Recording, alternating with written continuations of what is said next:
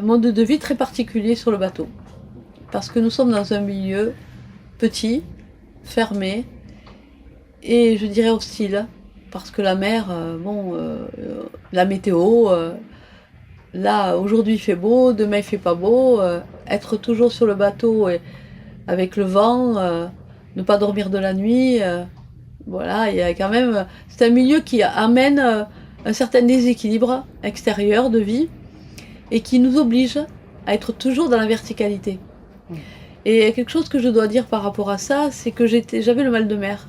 J'adorais aller sur l'eau, j'aime la mer depuis toujours et j'avais peur d'avoir le mal de mer. Alors, ce qui est intéressant, c'est que ce travail que l'on fait, avec la connaissance de soi, m'a permis de passer mon mal de mer. Parce que j'ai gagné la stabilité intérieure et du coup, quand je vais en mer, je suis plus malade. Sauf vraiment s'il y a une grande houle. Et là, bon, tout le monde est malade. Voilà. Et donc, c'est possible de faire un travail à bord d'un bateau, déjà pour le mal de mer. Ça, c'est une première chose. Ensuite, il y a un travail sur l'autonomie.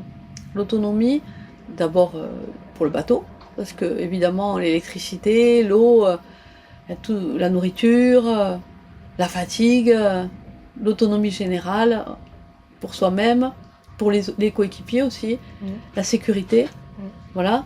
Et donc, ce travail-là aussi m'a permis justement de vivre quelque chose que je ne vivais pas sur Terre.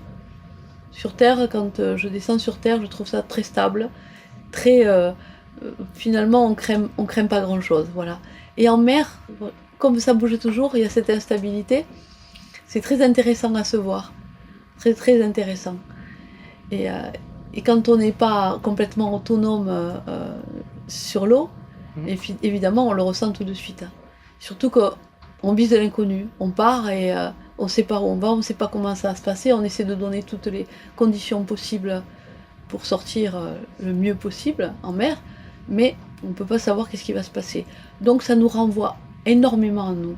Et les marins le savent, ça, beaucoup de gens qui font de la navigation le sentent aussi. Quand on est en mer, on a vraiment un retour sur soi-même.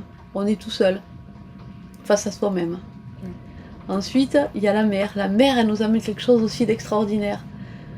C'est gigantesque et merveilleux. Cette grande étendue bleue, le ciel est bleu aussi, les voiles, le vent, on a tous les sens qui se développent, il y a une intensité extraordinaire qui se vit.